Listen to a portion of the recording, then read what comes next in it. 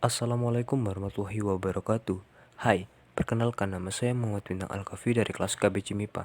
Pada kesempatan kali ini saya akan membahas mengenai pemanasan global dan dampaknya bagi kehidupan. Apakah kalian merasa belakangan ini cuaca terasa lebih panas dari biasanya? Pasalnya, saat ini bumi kita memang sedang mengalami pemanasan global. Akibatnya, suhu bumi kian memanas. Karena suhu bumi yang makin memanas, berbagai fenomena alam pun terjadi. Saat ini, gletser yang ada di kutub utara dan selatan mencair, menyebabkan kenaikan pada permukaan laut. Akibatnya, beberapa pulau dan dataran pesisir pantai tenggelam. Hewan-hewan kutub seperti penguin, beruang kutub, dan walrus pun kesulitan bertahan hidup hingga terancam mengalami kepunahan. Nah, apa sih pengertian pemanasan global? Pemanasan global adalah suatu proses meningkatnya suhu rata-rata atmosfer, laut, dan daratan bumi. Manusia berusaha menciptakan berbagai alat dan teknologi yang dapat membantu kehidupan menjadi lebih mudah. Sayangnya, tidak semua teknologi ini berdampak baik bagi alam. Berbagai teknologi ini menghasilkan zat sisa atau buangan. Misalnya, mesin yang menggunakan bahan bakar akan menghasilkan emisi atau buangan karbon dioksida. Pupuk yang digunakan untuk menyuburkan tanaman akan menghasilkan gas nitrogen oksida. Sementara itu, peternakan akan menghasilkan gas metana dari limbah buangan ternak, dan mesin pendingin akan menghasilkan gas buangan CVC. Awalnya, kita mengira bahwa gas-gas buangan ini tidak berbahaya bagi lingkungan kita. Tapi kita menumpuk gas-gas ini dalam jumlah yang besar sehingga memberi dampak yang sangat buruk bagi lingkungan kita. Kita semua tahu bahwa bumi kita ada lapisan udara yang disebut atmosfer. Atmosfer ini disusun oleh gas nitrogen, oksigen, argon, karbon dioksida, nitrogen oksida, ozon, CVC, serta dalam jumlah yang lebih kecil adalah uap air.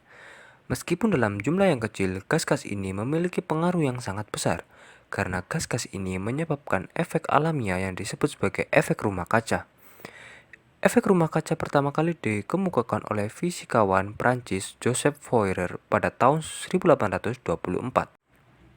Lalu, seperti apa proses terjadinya efek rumah kaca? Efek rumah kaca dimulai dari cahaya matahari. Cahaya yang dipancarkan oleh matahari tidak cuma dalam frekuensi cahaya yang tampak, namun juga dalam frekuensi inframerah dan ultraviolet. Namun, gelombang inframerah tidak dapat menembus uap air, gas karbon dioksida, nitrogen oksida, ozon, dan CVC.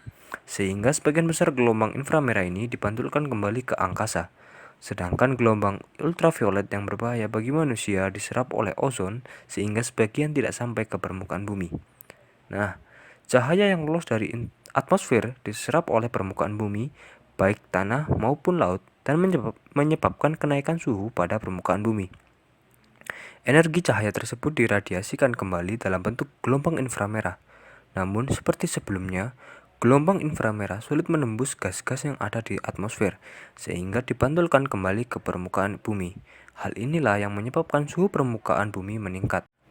Rangkaian peristiwa ini disebut efek rumah kaca. Sementara gas-gas yang sulit ditembus oleh gelombang inframerah seperti uap air, karbon dioksida, nitrogen oksida, ozon, dan CVC disebut sebagai gas rumah kaca. Secara alamiah, efek rumah kaca menghangatkan suhu permukaan bumi agar kita dapat hidup dengan hangat dan nyaman. Tanpa efek rumah kaca, suhu permukaan bumi akan sangat dingin.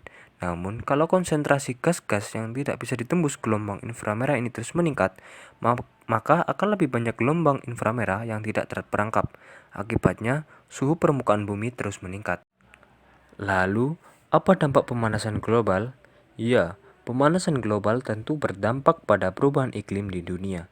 Di Indonesia misalnya, perubahan iklim menyebabkan bencana banjir seperti Jakarta dan Semarang. Selain itu, topan Haiyan yang terjadi di Filipina beberapa waktu lalu merupakan bencana yang terjadi karena perubahan iklim. Bahkan, badai tersebut telah melumpuhkan berbagai sektor kehidupan di Filipina. Berikut beberapa dampak yang disebabkan akibat pemanasan global. Yang pertama, kebakaran hutan secara besar-besaran. Yang kedua, suhu ekstrim menyebabkan situs-situs purbakala terancam hancur, misalnya candi, artefak, dan sebagainya. Selanjutnya, es akan mencair sehingga daratan menyempit. Lalu, habitat beruang kutub terancam akibat es mencair. Yang terakhir, mewabahnya berbagai penyakit seperti malaria. Namun, kita sebagai manusia juga dapat menanggulangi dampak pemanasan global ini. Beberapa upaya untuk mengurangi dan mencegah dampak pemanasan global adalah reboisasi hutan. Hutan merupakan lahan hijau yang menghasilkan banyak oksigen bagi makhluk hidup. Selain itu, pepohonan hutan akan menyerap karbon dioksida selama proses fotosintesis, sehingga kadar karbon dioksida di atmosfer bumi dapat berkurang. Oleh sebab itu, pembuatan hutan kota atau taman kota sangat dianjurkan untuk memperindah kota sekaligus mengurangi dampak pemanasan global. Selanjutnya adalah menghemat energi. Energi yang harus dihemat adalah energi yang menggunakan bahan bakar fosil. Aktivitas yang menggunakan bahan bakar fosil menghasilkan emisi gas rumah kaca. Contohnya kegiatan antara lain industri, transportasi, dan pembangkit listrik tenaga uap.